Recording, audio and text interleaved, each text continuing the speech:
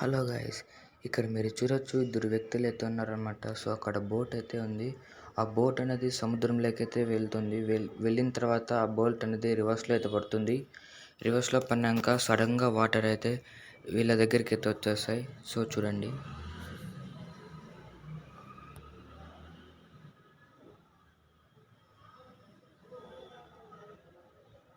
So చూడండి guys, వీళ్ళ దగ్గరికి అయితే వచ్చేసాయి అనమాట. సో కెమెరామ్యాన్ కూడా దీన్ని చూసి భయపడి వెనకాలకైతే పరిగెత్తాడనమాట.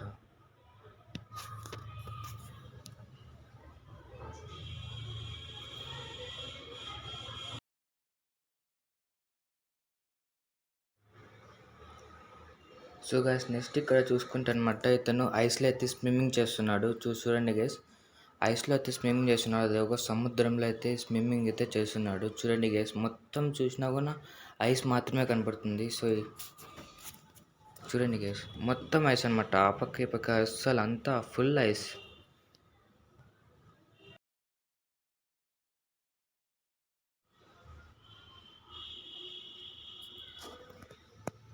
సో గైస్, నెక్స్ట్ ఇక్కడ చూసుకుంటే సో 2 కార్లు అయితే వెళ్తున్నాయి. ఇది కార్లో అయితే రికార్డ్ చేశారు. సడన్గా కార్ మీద అయితే థండర్స్టార్మ్ అయితే పడుతుంది. చూడండి గైస్. నెక్స్ట్ ఇక్కడ చూసుకుంటే ఇతను సుడిగుండం వచ్చడం వల్ల ఇక్కడైతే ఎలా అంటే అలా వెళ్ళిపోతాడు. సో తన అదృష్టం బాగుండి తను సేఫ్గా అయితే ల్యాండ్ అయిపోయాడు అనమాట.